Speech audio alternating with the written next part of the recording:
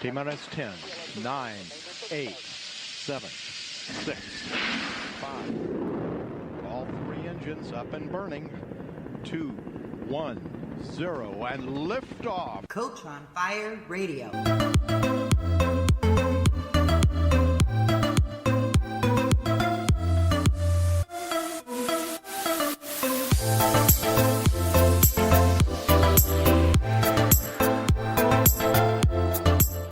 Hey everybody, welcome to Brave Healing, Words That Change the World. This is your host, Laura DeFranco, and my mission is to start a revolution of brave healers who are healing themselves and the world by sharing their stories.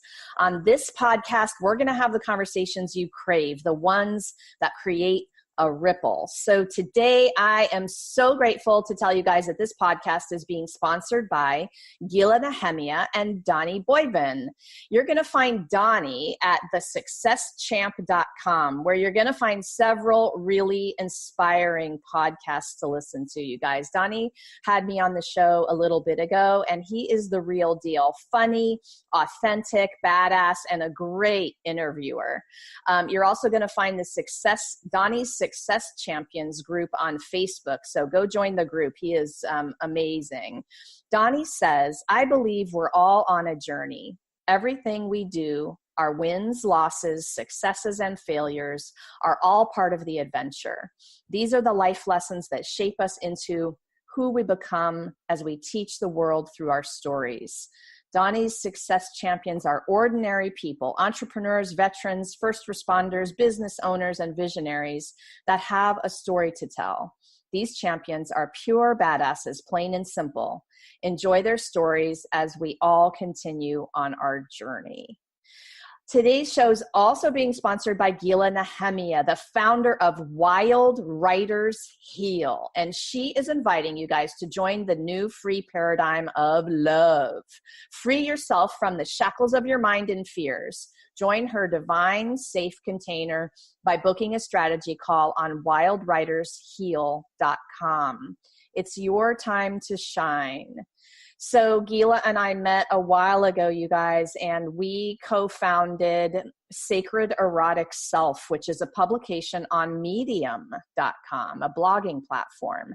And I will, one thing I will tell you about Gila is that she is changing the world with her words, and you guys want to be a part of her energy. So go check her out at wildwritersheal.com. So now I'm going to invite you all to take a deep breath with me and really arrive here in the moment, in your body.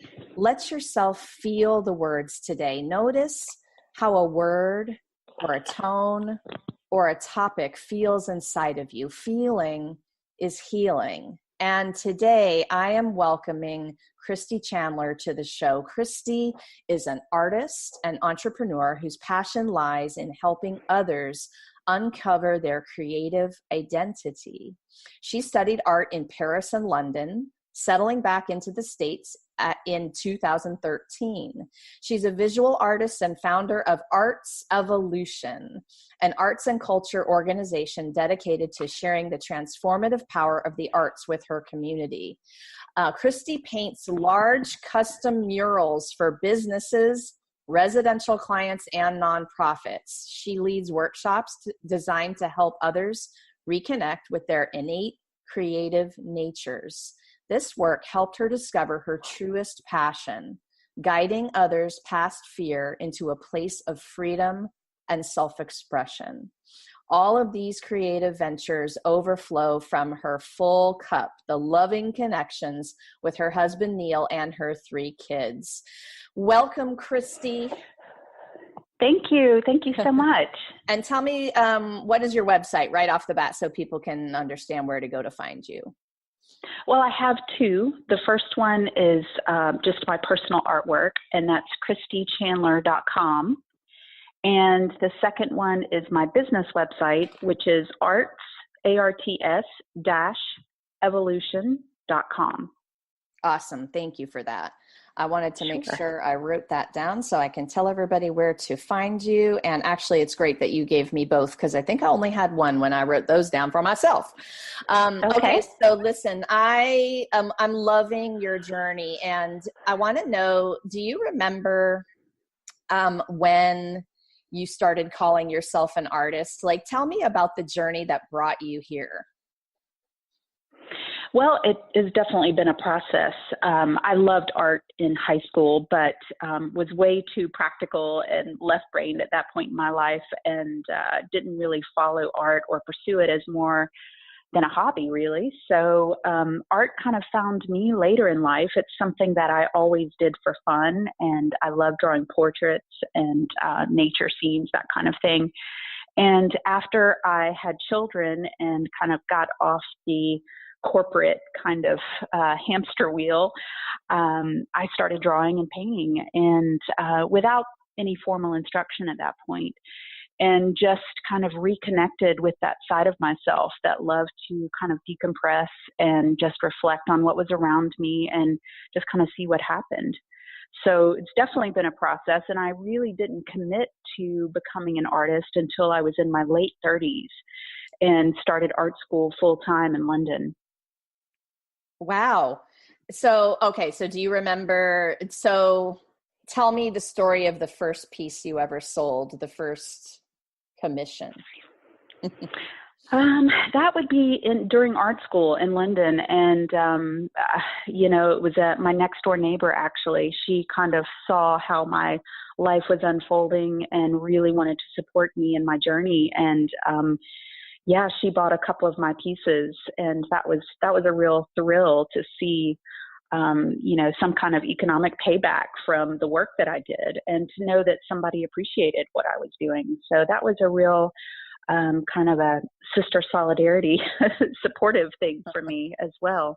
And it is definitely about the communities and the people that we surround ourselves with. And sometimes it takes somebody else looking at you and looking at your art and then looking you in the eye and saying, my dear, you are an amazing artist. Well, it was much appreciated. I'll tell you that, because, during my art school experience, I just have so much to say about that time in my life, because at the same time that I was exploring my creativity and making artwork, my personal life was starting to kind of fall apart at the seams.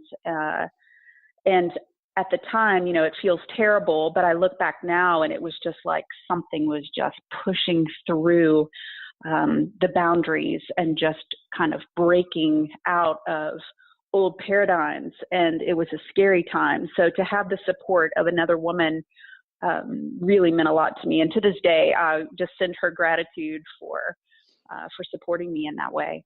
Yeah, that's super awesome. In my healing world, we call that a healing crisis. And I think it's interesting to put those two words together, right? Because a lot of people feel like when they go into the chaos and their life completely falls apart, it has nothing to do with healing because you don't feel that way. But actually, it has everything to do with healing. That's right. So when we met via Kristen Noel and her amazing Best Self magazine, and in the article you wrote for the magazine, you said, I've slowly come to see that art is my teacher. With brutal love, she exposes the most vulnerable parts of my personality so that I can get over myself. It's been an uncomfortable process, but I see now that making art is setting me free. So I get that. Talk to me about that a little bit and about the chaos before the clearing. Well, as I mentioned, I have always been a competitive, kind of driven person, and art school was no different. I kind of saw myself in a studio, selling these big pieces for lots of money, and it just didn't happen that way. I mean, it's been an experience because I kept thinking, I'm making this work. Why isn't it selling like hotcakes? And, the whole critique process in art school is an adventure in itself, definitely ego deflating, because everybody's kind of in the same boat. We all think we're going to be that one who breaks through and, it's just easy and happens quickly. And we support ourselves with, what we make. And there's certainly nothing wrong with having those ambitions. But for me, I just kind of slowly realized that wasn't my path, that art was going to become a transformational tool. And, for me personally, that's really rewarding. And, it's letting go of this idea of what I was going to be and how it was just going to be so easy, and letting the reality sink in that maybe there was a bigger plan in place for me. And I'm still seeing that unfold. It's not crystal clear at this point, but I'm definitely following the breadcrumbs. Yeah. And I think, of course, that's the idea that this is a journey. So will it ever be perfectly 100% clear? I don't know. And maybe we don't want it to be. Maybe the journey is the fun part, That's right. And I'm beginning to see, as I develop spiritually, it really is about just getting comfortable and settling into this world of the unknown. I mean, that Yes. really is the key. It's like, this is a path of the unknown. And that's part of the adventure of it. Because if we had it all laid out and it all just flowed to us so easily, I don't think there'd be a lot of fun in that. I don't think there'd be a lot of growth in that. Surrender to the unknown. Isn't that it? I think those three words basically are the spiritual journey, surrendering to the uncertainty or the unknown. It's funny. I've been listening to a book called Becoming Supernatural by Joe Dispenza. Do you know about him? I have read that. It's been a while. Well, when you said the word unknown, yes, totally amazing. It made me think of that right away because I think the main underlying theme is guiding people back to that space of the unknown. And people just don't get that. They feel so out of control when they're there that they resist it. At least that's my take on it. But really, that's I agree. What happens. Absolutely. So, absolutely. And but then again, I think when we do that surrender, we see something unfold that's far, far more expansive and exciting than we could have created with our limited minds. Yes, no doubt. And that's the part that you have to believe before you see. That's right. So tell me a little bit more about how art became your teacher. Give me another example of that unfolding in your life.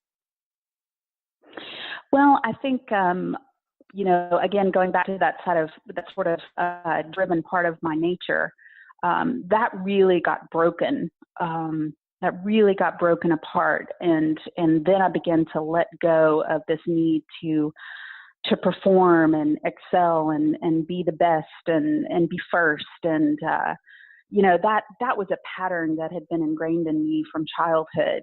I wanted to succeed and excel in everything that I did. I wanted to be the best. And, that kind of mindset, in my opinion, is really limiting because it refuses to allow failure. And for me, failure, that's part of the journey too. And we have to embrace that side of ourselves that doesn't make it, that doesn't meet our standards. And we have to learn to embrace that part of ourselves that needs that kind of exposure and acceptance and approval. I think there was a part of me that was looking for validation from somebody else to tell me I'm good enough and my art was good enough. And, I think for me, I just really had to learn that only I could decide I was good enough. I didn't need someone else to tell me that. And that was a part, we cling to these things from childhood. I remember as a kid so desperately wanting my parents' approval. So for me, that became settling into that whole achiever mindset. And back then as a kid, it was all about school. I didn't have, athletic ability or any kind of special talent. So I threw all of my energies into making the grade. And anything less than an A was unacceptable. So I put a lot of pressure on myself to succeed. And I carried that mentality with me for a really long time. And I think going into art school and not making the grade or you know, because art is so subjective, grades are really irrelevant, you know. I remember in London in art school, it was not about skill. It was about the idea, the concept that you are bringing forward, and how can you grade that? You know, it's just such a subjective experience. And so grades just really became unimportant.